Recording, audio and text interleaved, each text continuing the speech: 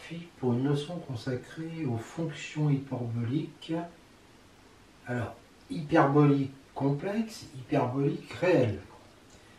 Et aussi aux réciproques des fonctions hyperboliques réelles. On en profitera pour parler aussi des réciproques des fonctions circulaires. Parce que les deux, hyperbolique complexe, hyperbolique circulaire complexe, sont quand même un petit peu liés, enfin ça se ressemble. Les définitions. Cosinus hyperbolique, c'est z donne exponentielle z plus exponentielle moins z sur 2. Je vous rappelle que cosinus de z, c'est exponentielle iz plus exponentielle moins iz sur 2. Sinus hyperbolique, donc on va le noter CH, le cosinus. Notez donc SHZ, ça va être exponentielle z moins exponentielle moins z sur 2. Le sinus, lui, c'est exponentielle iz moins exponentielle moins iz sur 2i. La fonction tangente hyperbolique, on veut que ce soit SH sur CH. Et donc définie pour z appartenant à C et exponentielle de z plus exponentielle moins z, différente 0. Quand est-ce que ça c'est égal à 0? Ça équivaut à dire que exponentielle z égale moins exponentielle moins z, donc exponentielle z fois exponentielle z est égal à exponentielle moins z fois exponentielle z. J'ai multiplié par exponentielle z qui est différente de 0. Donc ça équivaut à dire qu'exponentielle de z est égale à moins 1, c'est-à-dire à exponentielle i pi. Et ça, on sait que ça équivaut à dire que 2z est égal à i pi plus 2i pi. Donc z est égal à i pi sur 2 plus 2i pi, c'est-à-dire à i pi facteur de 1,5 plus z. Elle est donc définie sur cette fonction sur C privée de i pi facteur de 1,5 plus z. C'est-à-dire tous les nombres comme ça.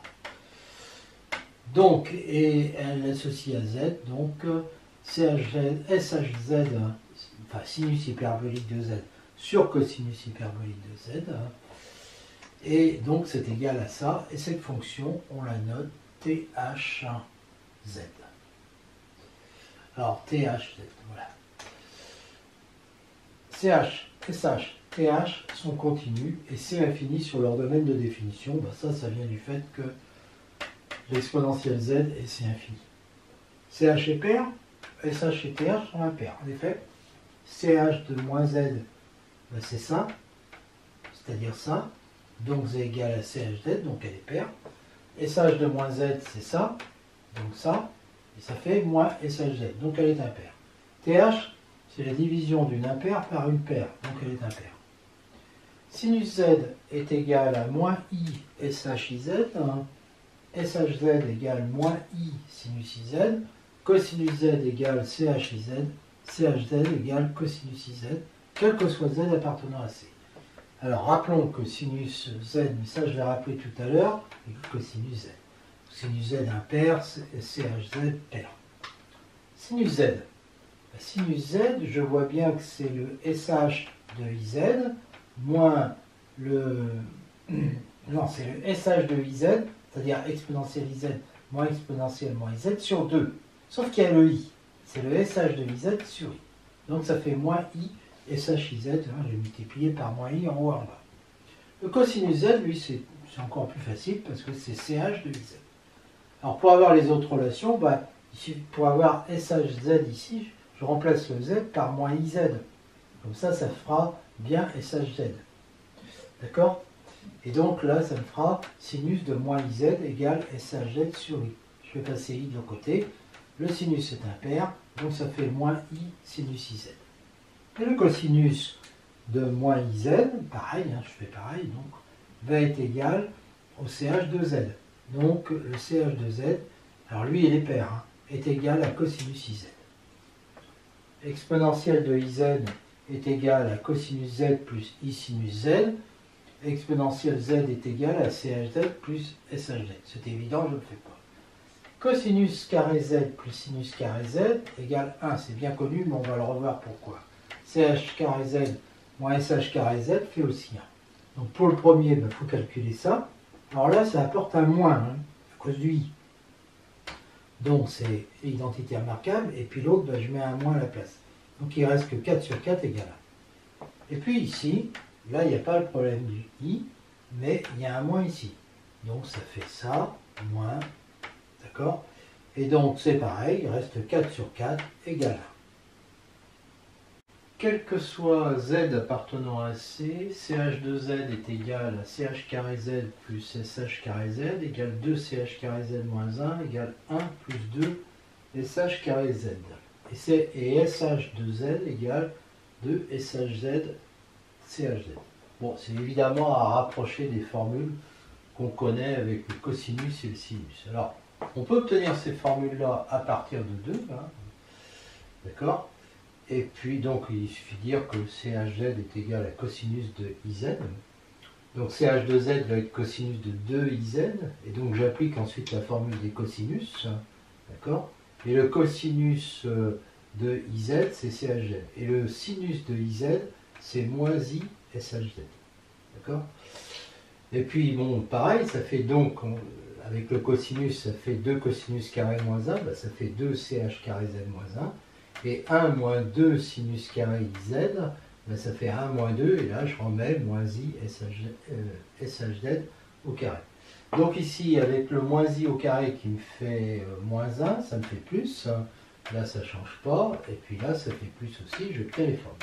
Et pour SH de Z, qui est égal à moins I sinus de 2IZ, eh bien on dit que sinus de 2IZ, c'est 2 sinus IZ cosinus IZ.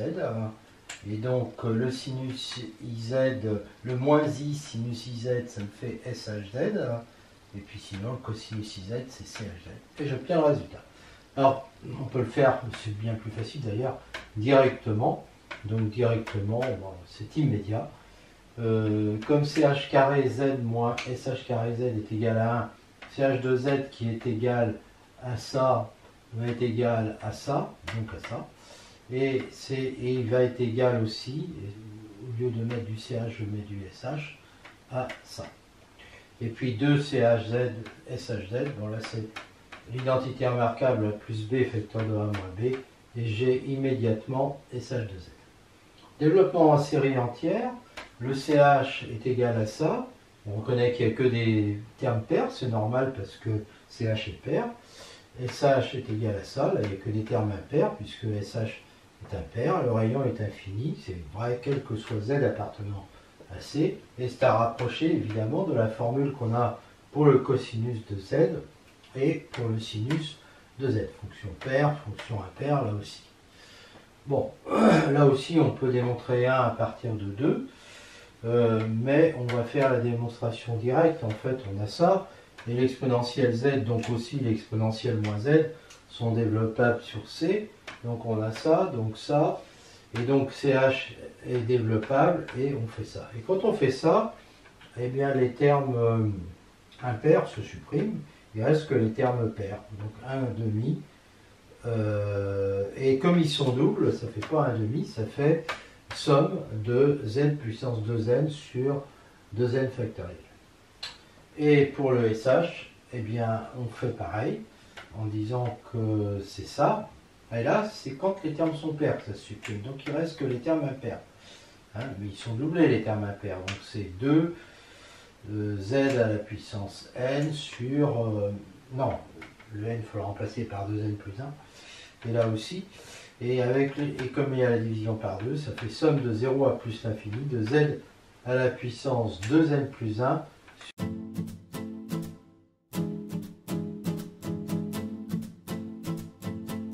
Formule d'addition, analogue à celle qu'on avait vue avec les fonctions circulaires. Hein. Voilà les formules que l'on obtient. À partir de ces deux-là, alors ces deux-là sont faciles à démontrer. Hein. Bon, je parle du résultat là, pour aller plus vite. Hein. Je vous laisse vérifier. En transformant B en moins B, CH A moins B va me donner, puisque là le SH est impair, ça va faire un moins. D'accord? Donc ça fait ça. Et puis ensuite, une fois qu'on a trouvé donc, ces deux-là, alors pour la deuxième, on fait pareil. D'accord? Et après, en transformant B en moins B, Là, ça deviendra un plus. Et puis, donc SHA moins B est égal à SHA CH moins B moins CHA SH moins B. D'accord? Et ça, ça nous fait plus, ça nous fait moins. Donc, est-ce que je me suis trompé là-bas? J'espère que non. CHA SHB, c'est bon. Alors après, qu'est-ce qu'on a? On a la 3. Ben, la 3, c'est évident. Ça, c'est quand on additionne ces deux-là. Ça, c'est quand on soustrait ces deux-là. Et ça, c'est quand on additionne ces deux-là. Je vais vérifier. Et puis la dernière, ben, il suffit de poser x égale a plus b sur 2, y égale a moins b sur 2. Donc on a a qui est égal à x plus y, b qui est égal à x moins y. Et ça nous fait 2CHX, CHY. Et là, j'utilise 2CHX, CHY. Ça fait CHX plus Y plus CHX moins Y égale CHA plus CHB. Et puis ça, bah, ça nous fait ça. Donc là, j'utilise la formule avec ça. CHA plus B moins CHA moins B, enfin X moins Y. Donc CHA moins CHB. D'accord? Pour celle-là, ben, j'utilise la formule qui est ici. D'accord? Donc ça fait ça. Et donc SHA plus SHB. Je ne me suis pas trompé, c'est bien ce que j'ai écrit. Il faut juste quand même le vérifier. Je le vois. Ouais, c'est ça. Voilà. Et puis quand je remplace B par moins B, j'obtiens la dernière.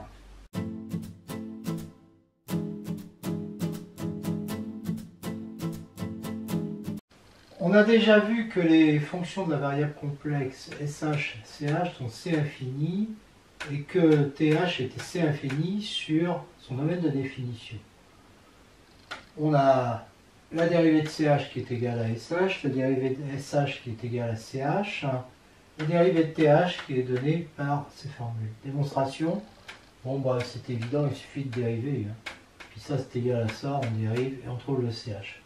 Pour celle-là, la dérivée de SH, c'est-à-dire CH, donc CH au carré, moins la dérivée de CH, SH, fois SH, et donc 1 sur CH carré Z, mais je peux aussi faire CH carré Z sur CH carré Z qui fait 1, moins SH carré sur CH carré, donc 1 moins TH carré Z. Alors cette fonction est très facile à étudier, donc on sait déjà qu'elle est C infinie, que sa dérivée c'est CH donc positive, donc elle est strictement croissante.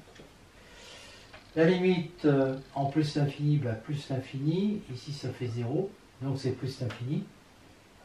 D'accord? La limite en moins l'infini, donc ici c'est 0, là c'est plus l'infini mais il y a un moins devant, donc ça va être moins l'infini. La tangente en 0, elle est donnée par ça, mais la dérivée en 0 c'est 1, donc ça fait y égale x. Les variations, bon, il n'y a rien à dire, hein, les variations...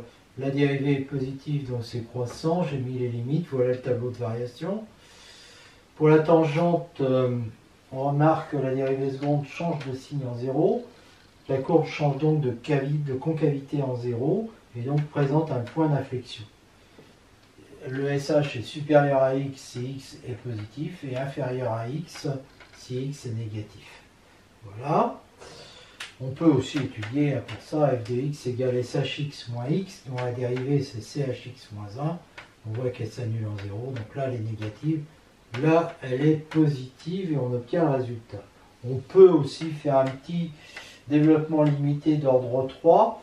On obtient que shx est égal à x plus x3 sur 6. C'est exactement comme le sinus en fait, hein. Sauf que le sinus il y a un moins. On garde que les termes impairs, hein, puisqu'elle est impaire. Et là, on voit que ce truc-là, c'est positif si x est positif et que c'est négatif autrement. Donc, on rattrape encore le point d'inflexion. Et puis, on voit aussi, bien sûr, que la limite de shx sur x est égale à 1. On avait la même chose avec le sinus. Bon, ça vient du fait, ça vient de là, bien sûr, mais c'est aussi que c'est shx moins sh de 0 sur x moins 0. Donc ça tend, quand x tend vers 0, ça tend vers la dérivée en 0. C'est-à-dire ch0 est égal à 1. Voilà. Et puis j'ai fini par mettre la courbe, donc elle est tangente. Elle monte très vite, hein. Elle monte très vite parce que en fait, quand x augmente vite, ça diminue vite, hein, vers 0, ça augmente vite. Donc en gros, ça a la forme d'une exponentielle. Hein. D'accord? Étude de la fonction cosinus hyperbolique. J'en profite pour dire que sur le tableau précédent, j'avais mis étude du CH alors que j'ai étudié SH, mais enfin vous l'avez vite compris. Donc ici on étudie CH. Hein. C plus, il est de classe C infini, sa dérivée c'est SH, la limite de CH en plus l'infini c'est cette limite là, bon ça tend vers 0, ça tend vers plus l'infini, et la limite du CH en moins l'infini, c'est le contraire, ça fait plus l'infini aussi. Bon, ce qui n'est pas étonnant parce que CH en plus c'était pair. Donc au niveau de la dérivée qui fait SH, bon, elle s'annule en 0. Donc t croissant, croissant. Et voilà le tableau de variation qui va nous permettre ensuite de faire la courbe. La tangente en 0, bah, c'est y égale 1. La limite de chx moins 1 sur x quand x tend vers 0, qui est la même que ça, c'est la dérivée du ch en 0. Donc sh égale 0. Enfin, c'était évident d'après le tableau de variation, hein, tout ça. Hein. Et donc la limite de ch moins x moins 1 sur x est égale à 0. Le chx, on peut donner un dl d'ordre 4. Donc ça nous fait ça. Et on remarque aussi que chx moins shx est égal à exponentielle moins x qui tend vers 0, alors qui est positif. D'accord? Donc ça veut dire que chx est supérieur à shx, on le voit bien ici, et qui en plus tend vers 0 en plus l'infini. Donc les courbes sont asymptotes l'une de l'autre. Bon, en fait, le CH, il est équivalent à exponentielle x sur 2. Donc il monte comme une exponentielle, hein, des deux côtés, au voisinage de plus l'infini. Et c'est pareil en moins l'infini, hein, en fait. Hein, il est équivalent à ça en moins l'infini, puisque l'autre tend vers 0. Et le SH, on a exactement pareil.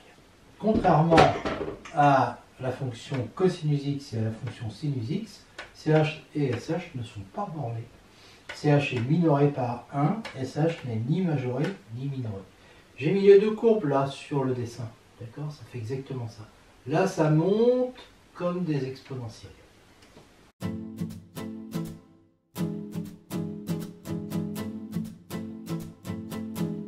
Formule d'addition avec la tangente hyperbolique. Donc TH de A plus B égale THA plus THB sur 1 plus THA THB pour A, B et A plus B différents de IP facteur de... enfin n'appartenant pas à IP facteur de 1,5 plus Z.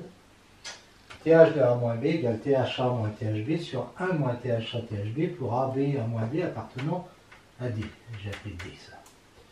Bon, 1 plus THA THB égale 0, ça équivaut à dire ça. Ça équivaut à dire, il suffit de remplacer par SHA sur CHA et SHB sur CHP envoyé de l'autre côté, etc. Ça équivaut à dire ça. Ça équivaut à dire que CHA plus B est égal à 0, donc A plus B appartient à D. THA plus THB sur 1 plus THA THB, ça va être égal à ça. Donc à ça. Donc à ça. Terminé. Petit 2, si on envoie B, si on remplace B par moins B, bah, déjà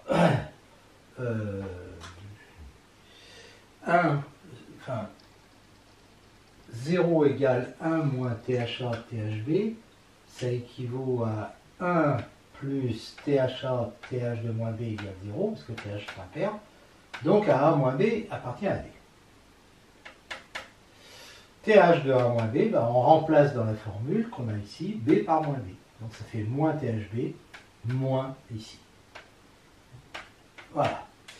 TH de Z égale 2THZ sur 1 plus TH carré Z. Ça c'est quand Z et 2Z appartiennent à D. Ça c'est facile, hein. On prend A égale B égale Z dans cette formule-là. CHZ moins 1 sur CHZ plus 1 était égal à TH carré Z sur 2 pour Z différent de n'appartenant pas à IP facteur de 1 plus 2Z. Démonstration. CH2Z. C'est 2CH carré Z moins 1. Donc CHZ plus 1 va être égal à 2 CH carré Z sur 2. CH Z plus 1 égale 0, ça équivaut donc à CH de Z sur 2 égale 0, ce qui équivaut à Z sur 2 appartient à ça. Donc à Z appartient à IP facteur de 1 plus 2Z.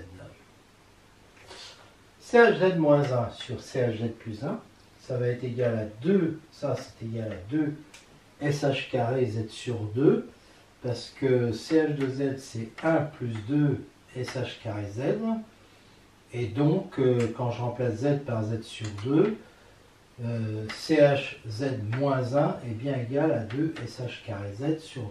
L'autre on l'avait déjà démontré, et ça fait bien TH carré Z sur 2.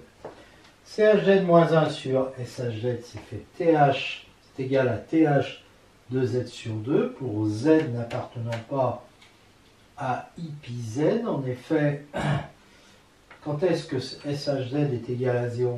C'est quand on a ça, donc 2Z égale ça, donc Z appartient à IPZ. CH de Z moins 1 sur SHZ, c'est 2 SH carré de Z sur 2, sur ça fait TH de Z sur 2, et on remarque que si Z n'appartient pas à IPZ, Z sur 2, il n'appartient pas à I pi sur 2 Z, donc il n'appartient pas à ça. Et ça c'est bien parce qu'au moins on est sûr que le CH de Z sur 2 va être différent de 0. CHZ est égal à 1 plus T2 sur 1 moins T2 et SHZ égale 2T sur 1 moins T2 et THZ égale 2T sur 1 plus T2, où T la tangente hyperbolique de Z sur 2 pour Z n'appartenant pas à IP facteur de 1 plus 2Z. Alors, démonstration, T est bien défini pour Z sur 2 n'appartenant pas à IP facteur de 1,5 plus Z, c'est-à-dire pour Z n'appartenant pas à IP facteur de 1 plus 2Z. Dire ça, ça équivaut à dire ça, et ça c'est pas possible, donc en fait pour Z n'appartenant pas à IP facteur de 1 plus 2Z, on a toujours un moins T2 qui est différent de 0. Après, on utilise des formules qu'on a déjà vues et on obtient le résultat. Et ici, c'est exactement pareil. Ici, c'est pareil aussi. D'accord ? Je vous laisse lire. Alors maintenant, on peut étudier la fonction qui a x appartenant à R, donne THx appartenant à R. Elle est bien définie sur R, parce que quand x est réel, il ne peut pas être égal, il ne peut pas appartenir à IP facteur de 1,5 plus Z. Donc il existe. On sait que la fonction est si infinie que sa dérivée est positive, donc elle est croissante, que TH est impair, TH0 égale 0, TH'0 est égal à 1, la tangente en 0 c'est donc Y, la droite des équations Y égale 1, TH seconde c'est égal à ça du signe de moins SHX, donc CH est convexe sur R moins, concave sur R+, ce qu'on retrouve d'ailleurs ici. Là c'est concave, ici c'est convexe, et on a un point d'inflexion ici, ça traverse, bon, c'est pas terrible mon dessin, en 0. Voilà, TH est égal à ça, donc je factorise le exponentiel x, et je montre comme ça que ça tend vers 1, et comme elle est en plus l'infini, et comme elle est impaire, ça tend vers moins 1 en moins l'infini. C'est facile de vérifier que la tangente, que TH est au-dessus de la tangente quand x est négatif, au-dessus, autrement, bon, ça vient de la concavité bien sûr, mais on peut aussi étudier la fonction h de x égale thx moins x, dont la dérivée est égale à ça, et ça nous fait moins th carré x qui est négatif, donc ça marche. Voilà, le tableau de variation, th', on avait dit th', il est toujours positif, hein. Donc là ça s'annule, j'ai mis pour la forme, hein. TH, la limite en moins l'infini en plus l'infini, elle est croissante, il y a deux asymptotes, une d'équation y égale 1, une d'équation y égale moins 1, d'accord, celle-là, et évidemment le tableau montre bien que TH représente une bijection de R sur l'intervalle moins 1, 1.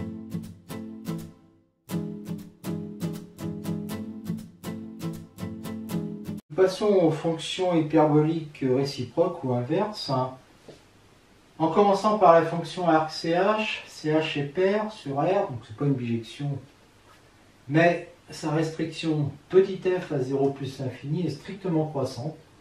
CH0 égale 1 et la limite du CH en plus l'infini est égale à plus l'infini. Donc sa restriction est une bijection croissante, c'est infini, de 0 plus l'infini vers 1 plus l'infini. Et bien la fonction réciproque de f est notée arc-CH, elle est donc à x appartenant, elle est définie sur 1 plus l'infini, et l'image de x est l'unité positive telle que CHT est égal à x. On sait, comme f est continue croissante, on sait, cours d'analyse, que arc-CH est continue croissante. Pour x, y, pour x positif, y supérieur ou égal à 1, on a l'équivalence classique des fonctions réciproques l'une de l'autre. Quel que soit x supérieur ou égal à 1, CH de arc CH de x est égal à x, et quel que soit x appartenant à 0 plus infini, on a arc CH de CHX égale x. En fait, c'est f-1 rond f égale identité, et f rond f-1 égale identité. Quel que soit x positif, la dérivée est égale du CH est égale à SH, qui s'annule quand x égale 0. Donc arc CH est dérivable sur 1 plus l'infini. Et sa dérivée, c'est 1 sur SHT. T est égal à arc CHX qui est positif. CH carré T moins SH carré T est égal à 1. Donc SH carré est égal à ça. D'accord. Et comme et ça c'est positif puisque le CH est supérieur à 1. Et là il n'est pas égal à 1 en plus puisque T est supérieur à 0. Donc SHT est supérieure à 0, et ça implique que je prends la racine carrée. Et donc elle est égale à racine de x2 moins 1. Et donc ici ça fait 1 sur racine de x2 moins 1, quel que soit x, supérieur à 1. D'accord. Voilà. La dérivée de l'arc CH. Alors après, du tableau de variation de f, j'en déduis le tableau de variation de l'arc CH. Et notamment, je vois qu'à la limite, en plus l'infini, ce sera plus l'infini. Comme j'ai une tangente horizontale pour f égale 1, je vais avoir une tangente verticale en 0 pour l'arc CH. Bon, la dérivée, là, si je fais tendre x vers 1, ça fait 1 sur 0 plus égale plus infini. J'ai bien une tangente verticale. Les courbes de f et arc CH sont symétriques. Ça, c'est classique des fonctions réciproques l'une de l'autre. Ils sont symétriques par rapport à la droite y égale x. Voilà. Donc le dessin avec CH, arc CH.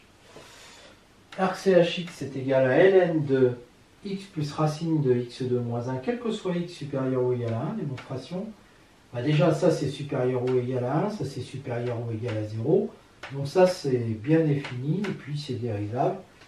Du prime de x, ça va être 1 plus, et je dérive ça, 2x sur 2 racine carrée de x2 moins 1, fois, c'est u' sur u, donc divisé par ça. Voilà. Alors, je supprime les deux, je mets au même numérateur, et ça me fait ça. Voilà.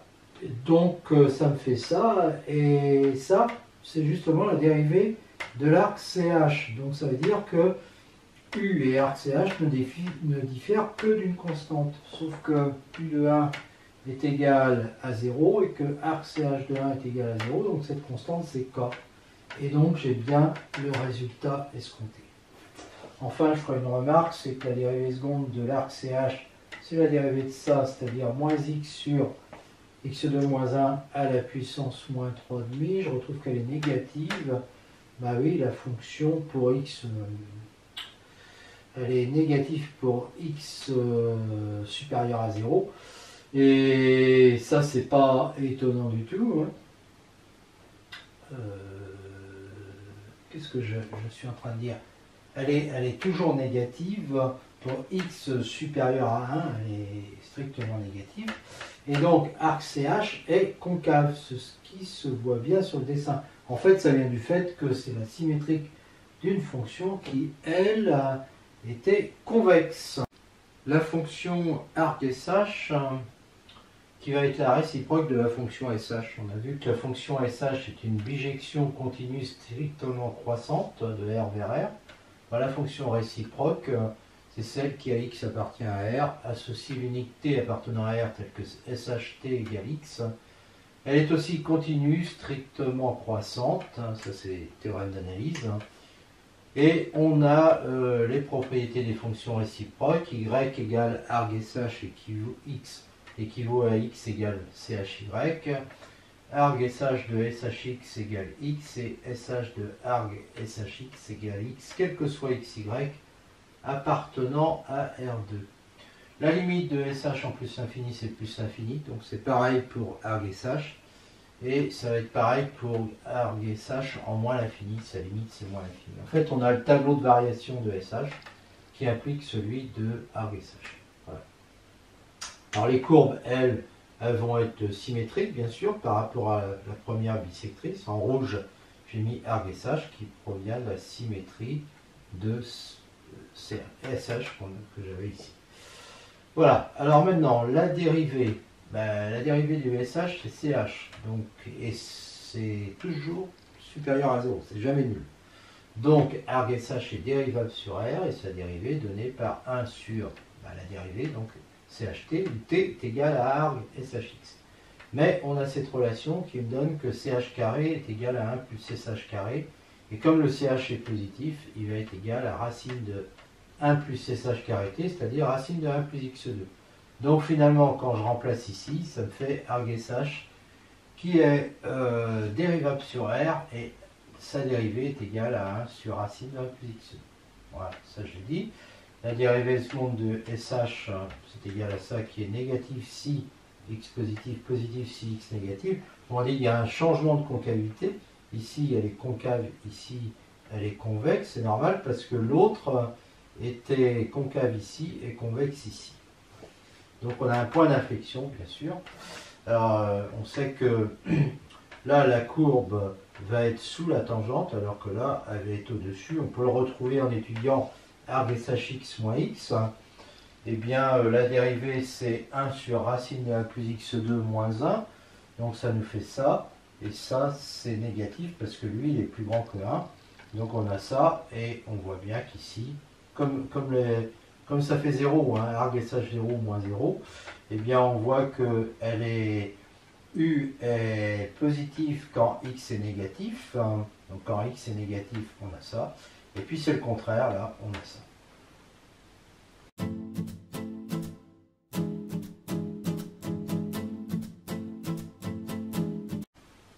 Une dernière propriété sur arg-sh. Arg-shx égale ln de x plus racine de 1 plus x2. La démonstration, 1 plus x2 est supérieur à x2, donc sa racine est supérieure à racine de x2 qui vaut valeur absolue de x, qui est supérieure à moins x, donc ça c'est strictement positif.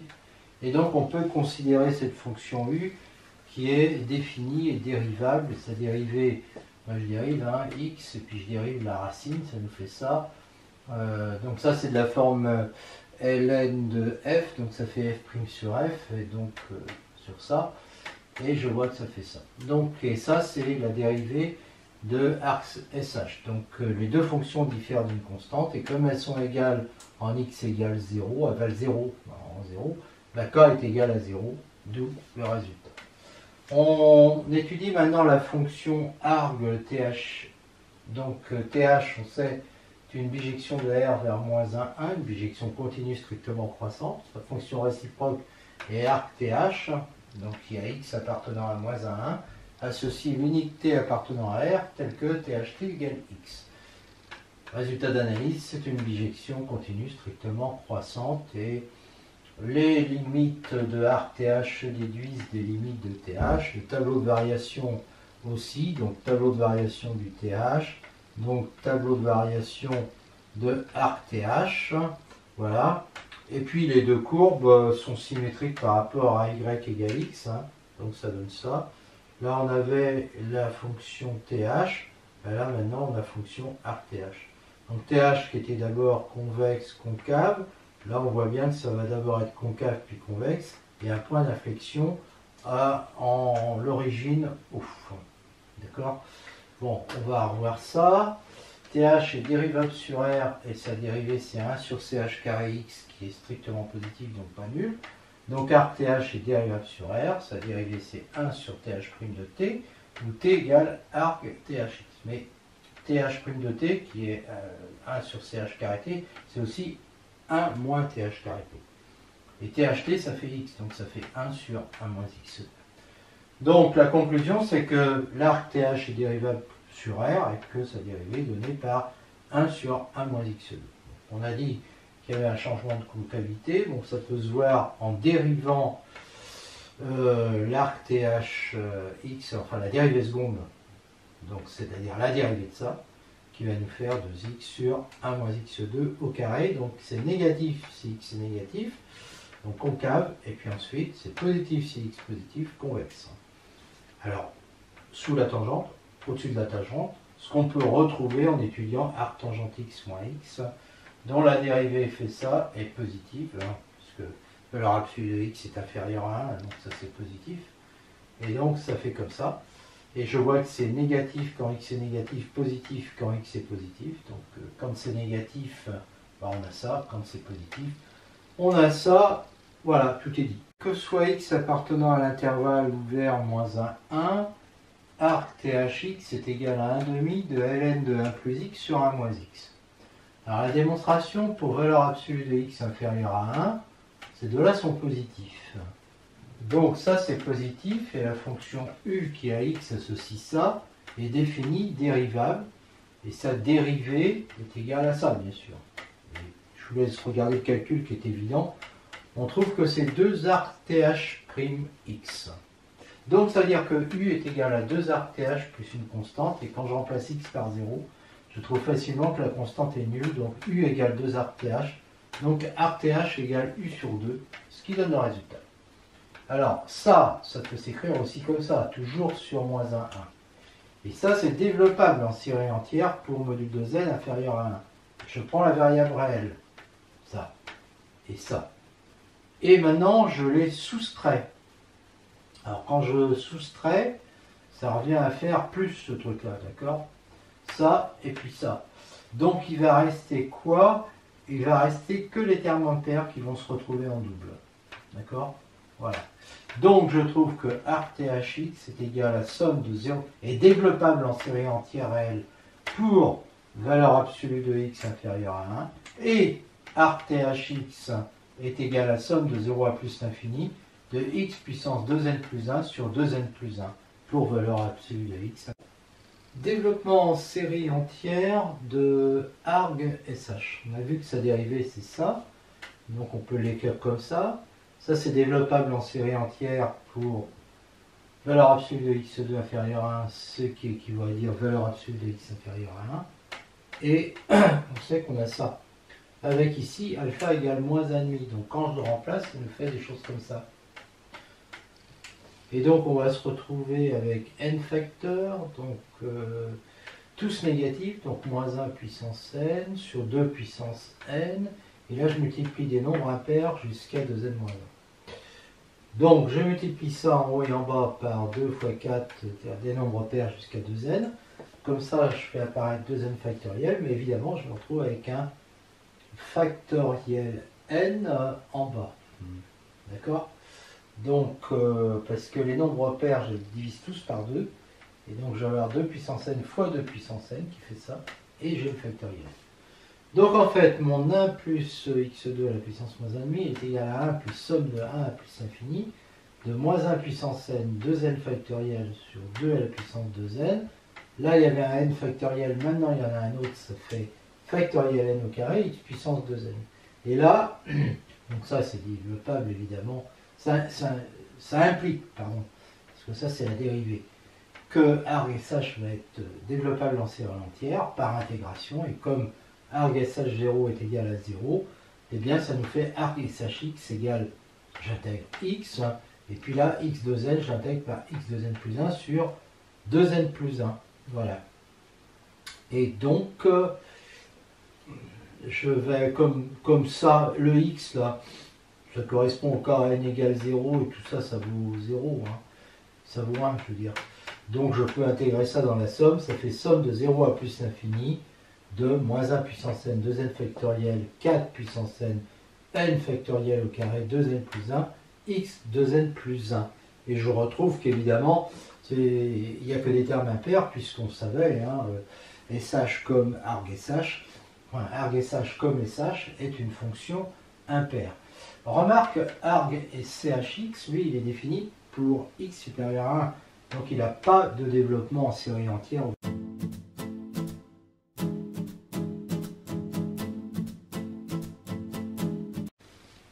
Fonction circulaire réciproque, on va commencer par la fonction arcsinus.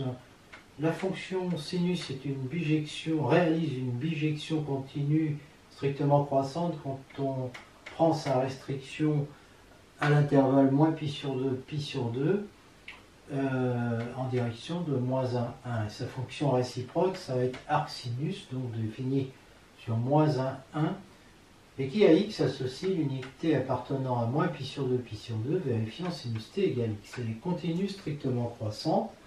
Et pour tout xy appartenant à ces intervalles, on a y égale sinus x équivaut à x égale arc sinus y. Et on a quel que soit x appartenant à moins pi sur 2, arc sinus de sinus x égale x. Et quel que soit x appartenant à moins 1, 1, sinus de arc sinus x est égal à x. Ça, c'est classique des fonctions, des bijections et de leur réciproque.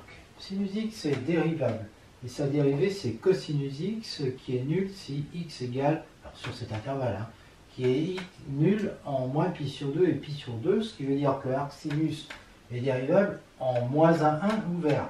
Parce que là, ça correspond, le sinus est égal à moins 1, et là, le sinus est égal à 1. Et arc sinus x va être égal à 1 sur cosinus t, où t égale arc sinus x. Cosinus carré plus sinus carré égale 1, donc cosinus carré égale 1 moins sinus carré. T qui appartient à arc sinus x est entre moins pi sur 2 et pi sur 2, et là le cosinus est positif, donc il est égal à racine de 1 moins sinus carré t égale racine de 1 moins x2, et donc ça va nous faire 1 sur racine de 1 moins x2. Conclusion, arc sinus dérivable sur moins 1, 1, et sa dérivée est égale à 1 sur racine de 1 moins x2. Voilà. On remarque que ça tend vers plus l'infini en moins 1, et ça tend vers plus l'infini en 1, ce qui va nous donner des tangentes verticales en moins 1 et 1. Alors il est temps de regarder le tableau de variation, j'aurais pu le faire avant. Pour sinus, ça donne ça, et donc ça implique ça pour l'arc sinus. Et donc les deux courbes sont symétriques par rapport à la première bisectrice. Là j'ai mis donc tangente horizontale et tangente horizontale, ça c'est le sinus. Et donc ça va faire par symétrie tangente verticale, là, ça nous fait ça. D'accord? Voilà, on imagine bien que y égale x c'est aussi la tangente pour l'arc sinus. C'est facile à voir parce que je ne l'ai pas mis, hein, mais l'arc sinus de 0 ça fait 0. Et la dérivée en 0 c'est 1 sur racine de 1, donc c'est 1. Donc y égale x c'est bien tangente là aussi. Et par ailleurs, eh bien, je ne sais plus où j'en suis rendu. Voilà, donc les courbes symétriques, la dérivée seconde, elle est égale à ça, ce qui nous fait qu'elle est égale à ça. Positif si x positif, ça correspond à la partie convexe, et puis négatif si x négatif, concave. C'est le contraire de ce qu'on avait avec le sinus, où c'était convexe et puis concave. Voilà, on retrouve que arc sinus x, c'est la position entre arc sinus x et x, en l'étudiant directement, cette fonction u de x égale arc sinus x moins x, dont la dérivée est égale à ça. Et comme ça, c'est plus petit que 1, on voit que c'est supérieur à 0. Et donc, ça s'annule en 0. C'est négatif avant, positif après. Et donc, on a bien le résultat. À la fonction circulaire arc cosinus, qui est donc l'inverse de la fonction de la restriction de la fonction cosinus à l'intervalle 0π. Donc, cette restriction-là est une bijection continue strictement décroissante de 0π sur moins 1, 1. Donc la fonction réciproque arc cosinus définie sur moins 1, 1, et qui à x associe l'unité appartenant à 0π qui est que cosinus t égale x, est continue strictement décroissante. Théorème d'analyse. On a les propriétés classiques des fonctions réciproques. Pour x, y appartenant à ces intervalles, y égale cosinus x équivaut à x égale arc cosinus y. Pour x appartenant à ça, arc cosinus x est égal à x. Et pour x appartenant à moins 1, cosinus d'arc cosinus x est égal à x. Elle est dérivable. Et la dérivée s'annule. Enfin, elle est dérivable. Le cosinus est dérivable. Et sa dérivée est nulle en 0π sur cet intervalle. Donc arc cosinus est dérivable sur moins 1 ouvert. Et sa dérivée est égale à 1 sur moins sinus t, où t est égal à arc cosinus x. Comme on a ça, et sur cet intervalle-là, le sinus est positif, donc sinus t égale racine de 1 moins cosinus carré t, ce qui fait racine de 1 moins x2. Donc ça veut dire que arc sinus, c'est pas arc sinus, hein, c'est arc cosinus, est dérivable sur moins 1, et sa dérivée c'est moins 1 sur racine de 1 moins x2. On voit que cette dérivée tend vers moins l'infini en moins 1, ici, et qu'elle tend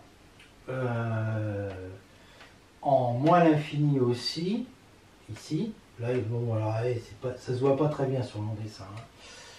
Hein. En 1, ça veut dire qu'il y a des tangentes verticales en moins 1 et 1. Voilà. Alors le dessin, bah, c'est ça, hein, avec mon cosinus qui est là. Et puis je fais une symétrie par rapport à la première bisectrice pour l'obtenir. Voilà. D'accord? Donc ici, tangente horizontale. Donc ici, tangente verticale, normale. Voilà. Les courbes sont symétriques, donc la dérivée seconde de l'arc cosinus c'est moins x, 1 moins x2 à la puissance moins 3 de pi, c'est positif si x est négatif, hein, et ça correspond à une fonction convexe, hein, la courbe est au-dessus de la tangente, et là c'est négatif si x est positif, hein, la courbe est en dessous de sa tangente, c'est concave. Le point d'inflexion en 0, donc là où ça change de concavité. La dérivée de arc cosinus en 0, c'est moins 1 sur 1, donc moins 1. Et l'équation de la tangente, c'est y égale moins 1 facteur de x moins 0 plus pi sur 2. Donc ça fait y égale moins x plus pi sur 2, c'est là. Donc la courbe traverse ici, hein. On a un point d'inflexion. On termine par la fonction arc tangente. La fonction de tangente définie sur moins pi sur 2, la valeur dans R est une bijection continue strictement croissante. Donc elle a une fonction réciproque qu'on appelle arc tangente. Là j'ai mal écrit, il manque le C, mais c'est pas grave. Qui a x appartenant à R associe l'unité appartenant à moins pi sur 2, telle que tangente t égale x. Donc on sait qu'elle est continue strictement croissante, on est habitué à ça. On a toujours les mêmes relations entre des fonctions qui sont réciproques l'une de l'autre. La limite de tangente en moins pi sur 2, c'est moins l'infini. La limite de tangente en pi sur 2, c'est plus l'infini. Donc la limite d'arc tangente en moins l'infini, c'est moins pi sur 2. La limite d'arc tangente en plus l'infini, c'est pi sur 2. En fait, on a ce tableau de variation de tangente qui implique celui d'arc tangente. Plus tangente est impair, donc arc tangente aussi. Les courbes vont être symétriques l'une de l'autre par rapport à la droite d'équation y égale x. La dérivée de la tangente, c'est 1 sur cosinus carré qui est positif.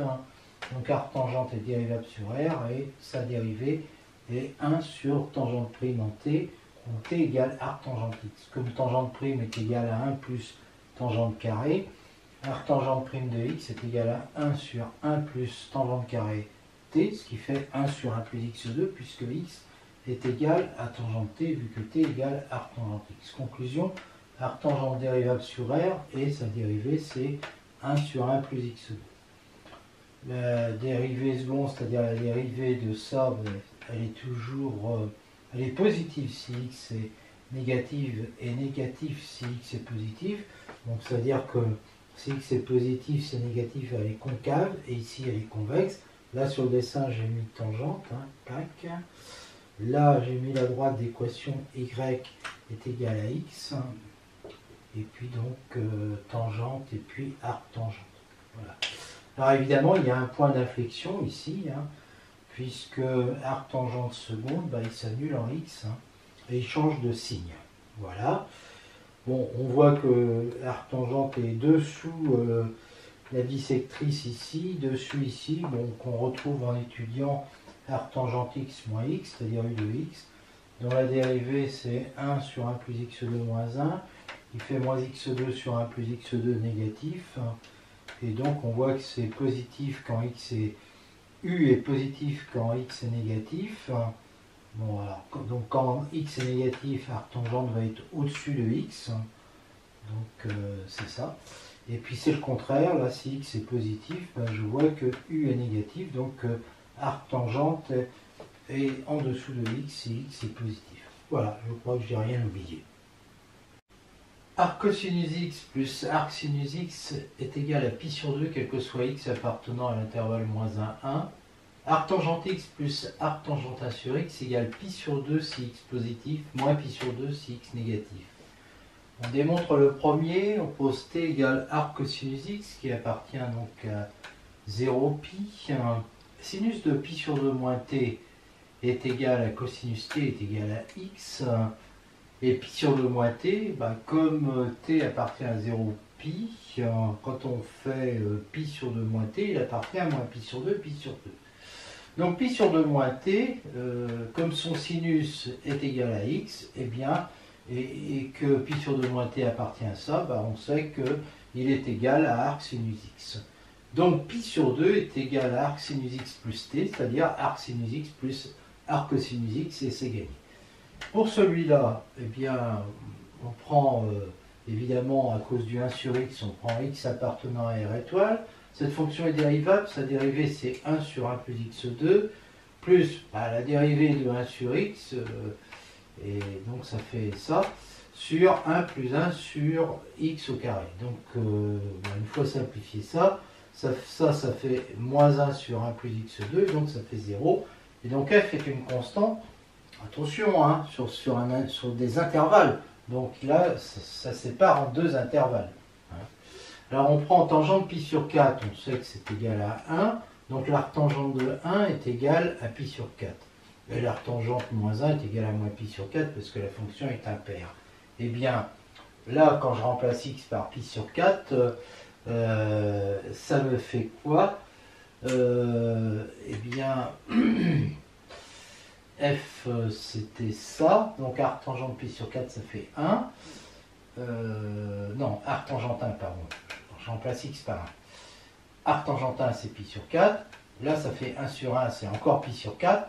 Donc pi sur 4 plus pi sur 4, ça fait pi sur 2. K est égal à pi sur 2. Et puis ici, je prends x égale moins pi sur 4. Moins 1, je veux dire, arctangente moins 1. J'ai pas de chance, hein. C'est moins pi sur 4. Arctangente de 1 sur moins 1, donc de moins 1, c'est encore moins pi sur 4. Et là, donc le K' est égal à moins pi sur 2. Eh bien, c'est gagné, ça fait pi sur 2 quand x est positif, moins pi sur 2 quand x est négatif. Pour xy appartenant à R et xy inférieur à 1, arctangente x plus arctangente y égale arctangente de x plus y sur 1 moins xy. Démonstration, je pose A égale arctangente x, B égale arctangente y. A et B sont donc entre moins pi sur 2 et pi sur 2. Et donc A plus B va être entre moins pi et pi. XY inférieur à 1. Ça équivaut à tangente A, tangente B inférieur à 1. Ce qui équivaut à ça inférieur à 1. Mais comme A et B sont entre moins pi sur 2 et pi sur 2, leurs cosinus sont positifs, je peux faire passer de l'autre côté. Ça équivaut donc à ça. Et donc quand je fais tout passer de l'autre côté, ça équivaut à dire que cosinus de A plus B est positif. Donc A plus B appartient... Oui, alors moins A plus B, lui, il appartenait à moins pi, pi. Donc ici, il va appartenir, puisqu'il est positif, à moins pi sur 2, pi sur 2. Mais, tant mieux, c'est bien. Alors, tangente A plus B, c'est tangente A plus tangente B sur 1 moins tangente A, tangente B. C'est-à-dire x plus y sur 1 moins xy. Et xy est inférieur à 1. Donc mon A plus B, c'est pour ça que j'ai dit que c'était bien, il appartient à moins pi sur 2, pi sur 2. Donc, ça veut dire que A plus B est l'arctangente de x. A plus B va être l'arctangente de x plus y, 1 moins xy. Mais c'est quoi A plus B? C'est arctangente x plus arctangente y. Donc, arctangente x plus arctangente y est bien égal à ça, du moment que xy est inférieur à 1.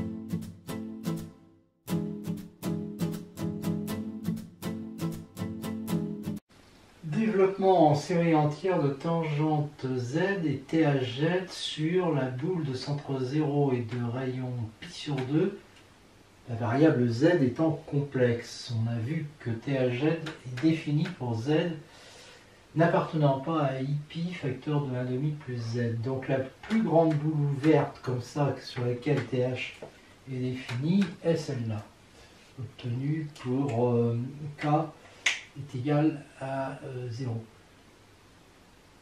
Tangente Z est égal à sinus Z sur cosinus Z est donc égal à moins I SHIZ sur CHIZ égale moins I THIZ est défini pour ça, c'est-à-dire pour Z différent de pi sur 2 plus Kpi, bon c'est ça. Hein. Donc là aussi la plus grande boule ouverte c'est celle-là. On va montrer que tangente Z et THZ sont développables en série entière sur ça. En considérant d'abord la variable comme étant réelle, Z égale X, donc appartenant à cet intervalle. Alors TH et tangente sont C infini sur I.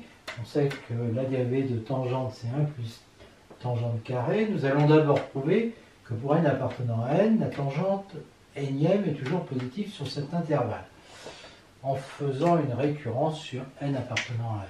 Bon, en fait, pour montrer ça, on va d'abord montrer par récurrence que tangente énième, c'est un polynôme Pn en tangente x, où Pn est un polynôme de degré au plus n plus 1, à coefficients tous positifs. C'est vrai à l'ordre n égale 0, bon, puisqu'on prend P0 égale x, et c'est vrai à l'ordre 1, puisqu'on prend 1 plus x2. Supposons que ça soit vrai à l'ordre n, à ce moment-là, on a ça avec tous les AK positifs.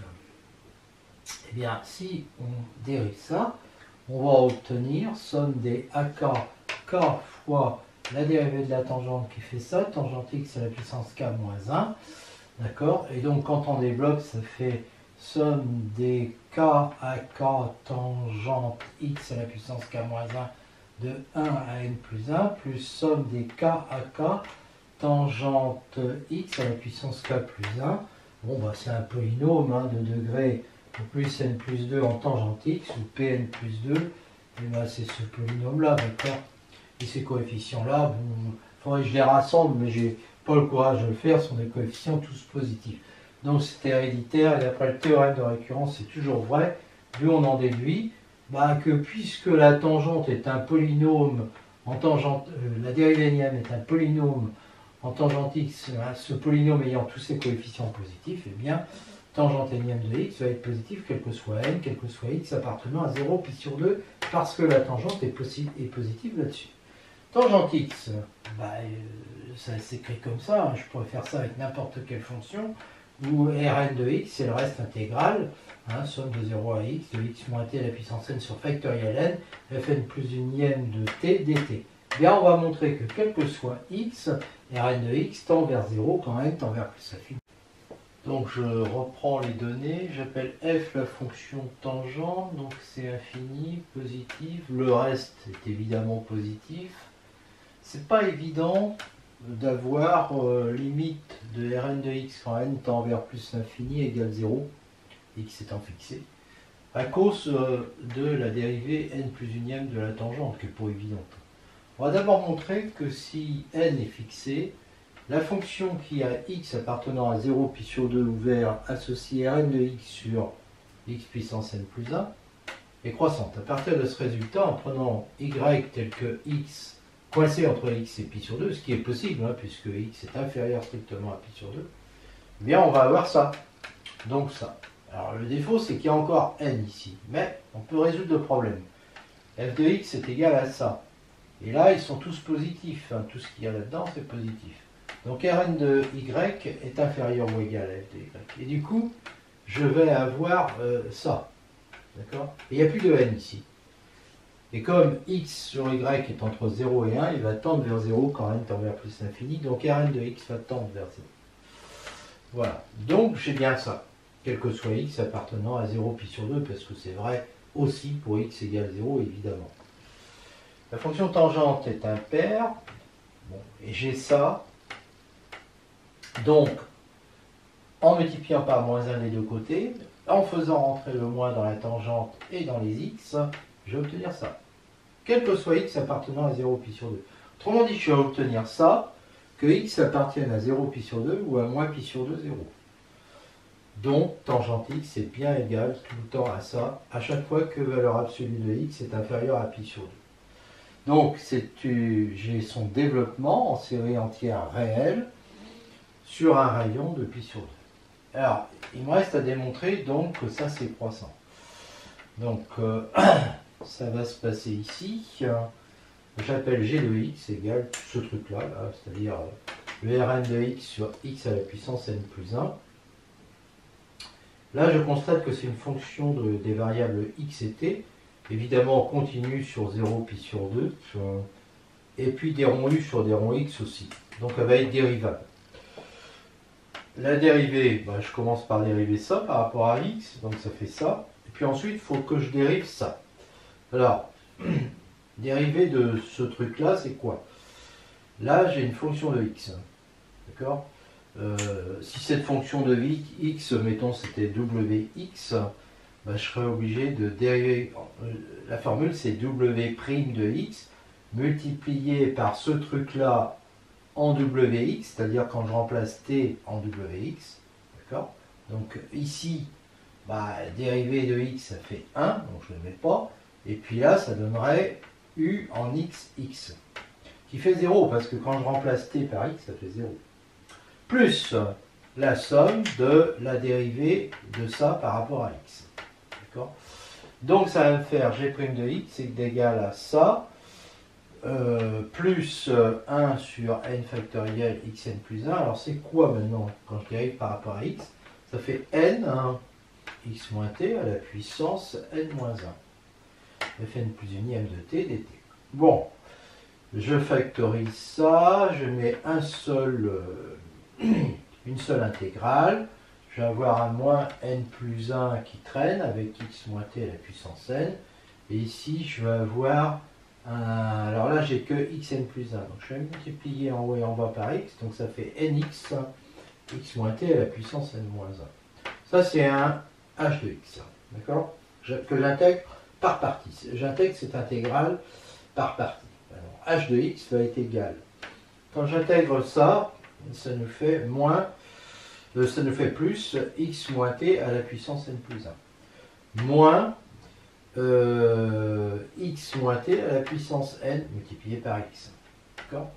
Voilà le crochet. Alors en x, ça fait 0.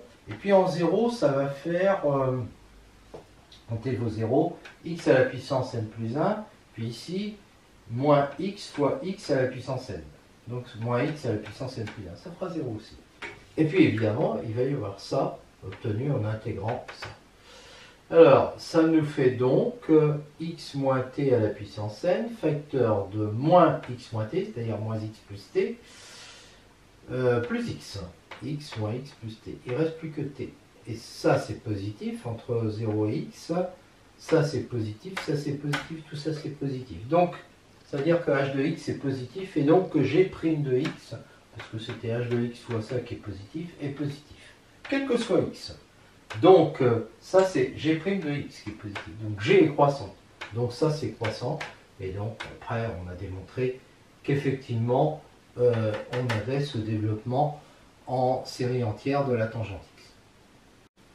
La fonction tangente z est c infini sur cette boule, donc holomorphe, donc développable en série entière sur une boule comme ça, au voisinage de 0, donc en prenant R inférieur à pi sur 2. Sa restriction, on l'a vu, est la restriction à moins pi sur 2 est développable en série entière, et donc on va en déduire, et c'est ce qu'on va démontrer, que la fonction tangente z de la variable complexe est développable en série entière sur ça, et qu'on a évidemment ça. Un rappel de la démonstration, il faut connaître le cours sur les fonctions holomorphes. Si x appartient à R, valeur absolue de x inférieure à pi sur 2, on sait que cette série-là est convergente.